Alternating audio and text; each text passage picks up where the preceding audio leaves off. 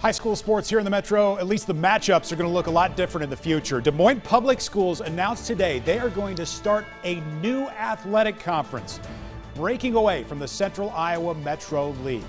Let's explain which schools these are. First, to begin with, we've got East Hoover, Lincoln, Roosevelt, and North down here that are going to join several other schools to create a brand new conference starting in 2022-2023. And we have our sports director, Keith Murphy, joining us now to break down all the impact from this. Keith, explain to our viewers why this has been a long time coming. Well, it's mostly about competitive balance, Dan. The Marshalltown superintendent pointed out that in the schools, they picked out about 6 sports across these schools and came up with about a 16% win ratio. So losing about 84% of the time against the suburban schools. Yeah. So about 84% of the time they're losing, just 16% of the time winning. And they say that discourages participation. Participation, the data shows, makes kids more likely to go to class, more likely to graduate from high school, more likely to have an extended friendship group, more likely to enjoy their years of high school. So they would like to have more, not less, extracurricular activity participation. And they do find that losing is a deterrent. And some of these schools aren't just losing, they're getting their teeth kicked in and they're tired of it. And there has been a notion by some, especially those who maybe they went to these schools 20 or 30 years ago when they were able to compete with the suburbs more. Some of those parents like to say, well, let's raise our game, not back out of a fight. But the reality of it is it's been out of whack for a long time. And the gap just keeps getting wider and wider. John Sears has reported extensively on this. The statistics really don't lie. I mean, we'll take a look at this, the highlights from the state basketball championship. You had the same 2 teams from the same 2 suburbs playing for the boys and the girls titles. There are some other schools across Central Iowa that can really identify with what these Des Moines schools are talking about. We've got them on the screen right here, Keith. Right. These schools are going to break with the Des Moines Public Schools here. Down on the bottom right, you have Ottumwa, Mason City, Marshalltown, Fort Dodge, and then top right is Ames. Ames is voting tonight and expected to join these other schools. So they're going to have 10 teams. One name that's been kicked around is Big Ten.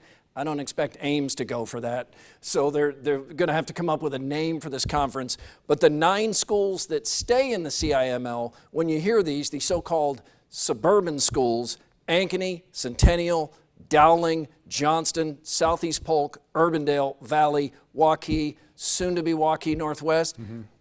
Those are your sports powers in the state, not just Central Iowa. Those are the most dominant sports programs in the state of Iowa. They're in virtually every state tournament.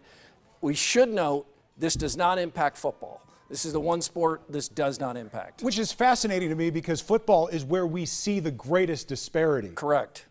The football has already moved in part to try to get more balance in football to a district format. So they have gotten away from conference format. So this doesn't impact football, but they've already tried to have the suburban schools schedule each other more, the metro schools and the other schools that are breaking away from the CIML playing each other more. And of course, if you do get more participation and the schools do get better and more competitive, they still have to go through these suburban schools in state tournaments. So It's not like they're giving up on championship dreams. They just want more kids to have fun and to feel like they have a chance. Exactly. There's no separating emotion from sports, especially when it's people's kids, right?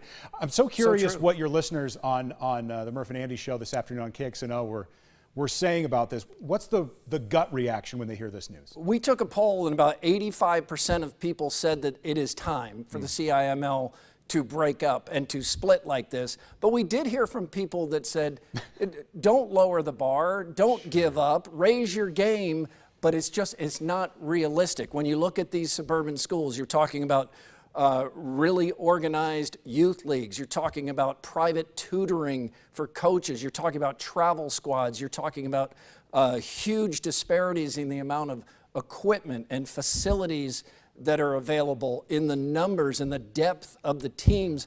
It's not like the schools aren't trying. There is just an economic reality between much of this divide. And sports are supposed to be about fun, and we forget that sometimes. And if kids are losing 85% of their games, it doesn't mean give everybody a participation trophy. It means more kids are discouraged from participating, and they're not having as much fun. And the data shows that that also lessens their overall high school experience. So they're just trying to make this better for kids, more fun for kids, not scholarships, not professionals. Just enjoy your high school. And for the fans, nobody wants to show up and sit through a blowout. No, it's not fun. It's not fun. And you're right, football has been where that's been the worst. And that's something else that's going to have to be addressed. And then Dan will come on here one day at 4 and fix the private schools versus public schools. Can we do that next? I would love to. We'll give you at least another 4 minutes to get that one figured out. Keith Murphy, our sports director, giving some perspective to a big day and a big announcement in Central Iowa sports.